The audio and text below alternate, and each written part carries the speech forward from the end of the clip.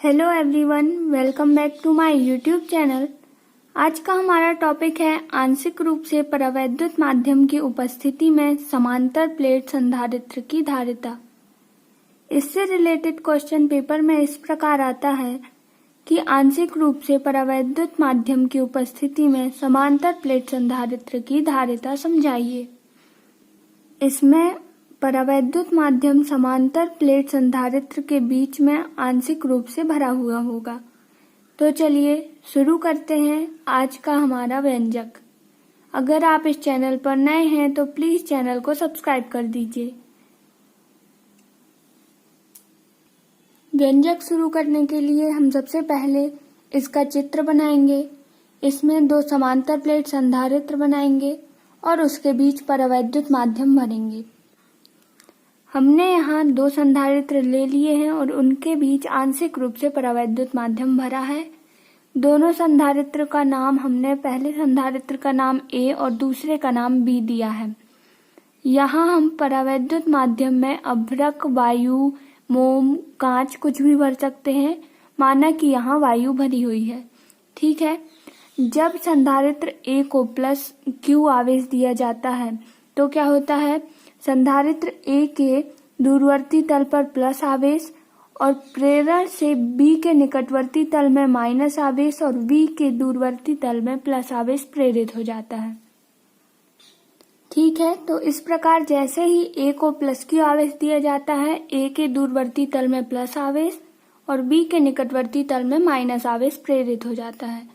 हम दूसरे संधारित्र मतलब B का संपर्क पृथ्वी तल से कर देते हैं, जिससे उसकी दूरवर्ती तल का प्लस आवेश पृथ्वी में चला जाता है। ठीक है। तो इस प्रकार B के दूरवर्ती तल का प्लस आवेश पृथ्वी में चला जाता है। यहाँ इन दोनों प्लेटों के बीच की दूरी क्या है, D है। ठीक है। तो दोनों प्लेटों के बीच की दूरी D है और इन प्लेटों के बीच जो परावैद्युत माध्यम भरा हुआ है वो T मोटाई का है। मतलब परावैद्युत माध्यम की चौड़ाई जो है वो T है। ठीक है। तो T मोटाई का परावैद्युत माध्यम भरा हुआ है और इन प्लेटों का क्षेत्रफल माना कि A है। A क्षेत्रफल की ये प्लेटें हैं। हम चित्र में परिवर्तन करते जा रहे हैं तो आप समझते जाइए। अब हम चित्र में जो कुछ किया है हमने उसकी हम क्रियाविधि लिखेंगे।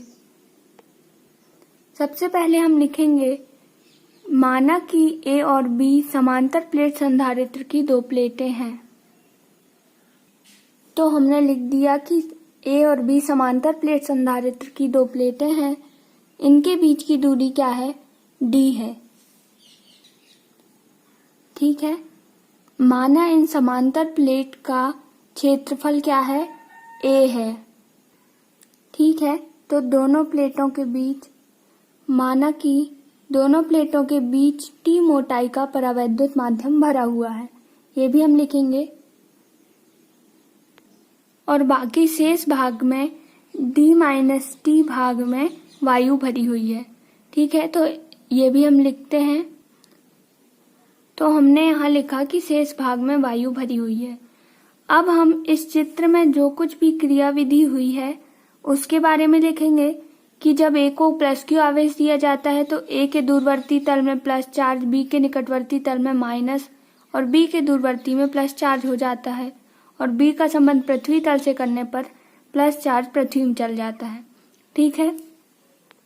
आप लोगों का टाइम वेस्ट ना हो इसलिए हम यहाँ लिख दिए हैं कि प्लेट A को प्लस Q आवेश देने पर प्रेरण से प्लेट B के समीपवर्ती तल पर माइनस आवेश और दूरवर्ती तल में प्लस आवेश उत्पन्न हो जाता है। प्लस Q आवेश का संबंध हम पृथ्वी से कर देते हैं तो संपूर्ण आवेश पृथ्वी में चल जाता है। ठीक है। इतना सब समझ आ गया ना, कोई दिक्कत तो नहीं है। चलो फिर ठीक है, आगे बढ़ते हैं। देखिए अब हमें धारिता निकालना है। तो धारिता का फॉर्मूला क्या होता है, हम जानते हैं धारिता C बराबर क्या होता है, Q/V। मतलब धारिता ज्ञात करने के लिए हमें सबसे पहले विभव ज्ञात करना होगा। विभव का फॉर्मूला होता है V बराबर तीव्रता गुणित विस्थापन। ठीक है। इसके लिए हमें तीव्रता ज्ञात करनी होगी सबसे पहले और उसका विस्थापन से गुणा करके हम विभव ज्ञात कर लेंगे। यहाँ हमें पिछले व्यंजक में जाना होगा। तीव्रता हमने अनंत समतल चादर के कारण किसी बिंदु पर तीव्रता ज्ञात की थी ना, वही वाला फॉर्मूला यहाँ पर लगेगा। तो अनंत समतल चादर के कारण तीव्रता क्या थी? E बराबर सिग्मा अपॉन 2 एप्सिलॉन 0।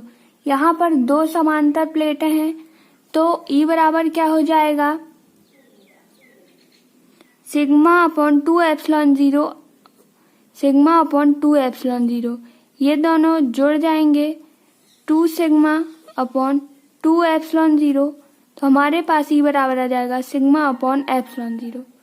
ठीक है। तीव्रता किसी बिंदु पर होती है तो माना कि यहाँ वायु में एक बिंदु P है जिस पर हमें तीव्रता ज्ञात करनी है। ठीक है। तो हम लिखेंगे कि यदि आवेश का पृष्ठ घनत्व सिग्मा हो तो वायु में किसी बिंदु पर विद्युत क्षेत्र की तीव्रता क्या हो जाएगी? E बराबर सिग्मा अपॉन एप्सिलॉन 0। ठीक है। तो हमने यहाँ लिखा यदि आवेश का पृष्ठ घनत्व सिग्मा हो तो वायु में किसी बिंदु पर विद्युत क्षेत्र की तीव्रता E बराबर सिग्मा अपॉन एप्सिलॉन 0 होगा। हम जानते हैं सिग्मा बराबर क्या होता है? Q अपॉन A पृष्ठीय आवेश घनत्व से, है ना।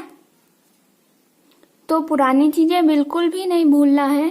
पृष्ठीय आवेश घनत्व से सिग्मा बराबर Q अपॉन A होगा।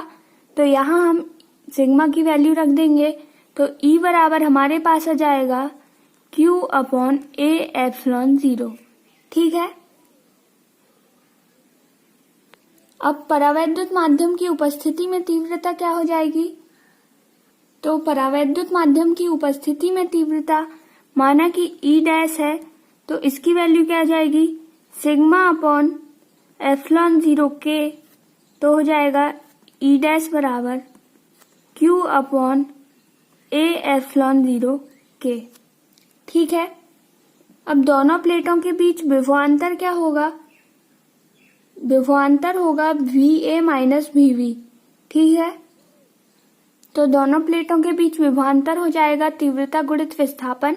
हमें तीव्रता ज्ञात हो गई है तो उसका गुणा हम विस्थापन से करके विभवांतर ज्ञात करेंगे। ठीक है। तो विभवांतर हो जाएगा VA minus VV equal to E into D minus T plus E dash into T। ठीक है। यहाँ पर हम E और E डैश की वैल्यू रखेंगे। तो E की वैल्यू है Q upon A epsilon 0 into D minus T और E डैश की वैल्यू है Q upon A epsilon 0 K into T। ठीक है। तो यहाँ पर हम Q अपॉन A एप्सिलॉन 0 को कॉमन ले लेंगे तो हमारे पास क्या बचेगा? Q अपॉन A एप्सिलॉन 0 जब कॉमन आ गया तो हमारे पास बचेगा D minus T plus T upon K। ठीक है। ये हमारे पास आ गया दोनों प्लेटों के बीच विभवांतर। अब हमें धारिता ज्ञात करनी है तो धारिता का फॉर्मूला क्या होता है? C बराबर Q अपॉन V। तो हम लिखेंगे अतः संधारित्र की धारिता C बराबर Q अपॉन V। यहाँ से हम V की वैल्यू पुट कर देंगे। C बराबर हो जाएगा Q upon A epsilon 0 D minus T plus T upon K। ठीक है।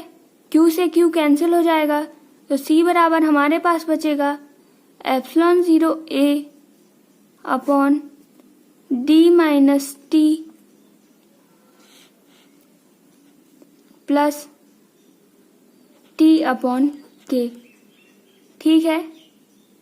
इसमें से D माइनस T यदि हम कॉमन ले लें तो हमारे पास वैल्यू आ जाएगी epsilon 0 A upon D minus T common आ गया तो हमारे पास बचेगा 1 माइनस T अपॉन K।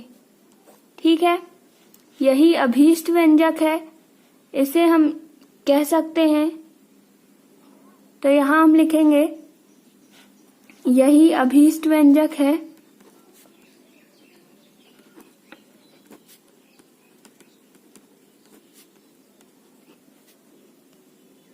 आशा है आप सभी को ये वीडियो अच्छा लगा होगा। चैनल को सब्सक्राइब करना ना भूलें। वीडियो देखने के लिए आप सभी का बहुत बहुत धन्यवाद।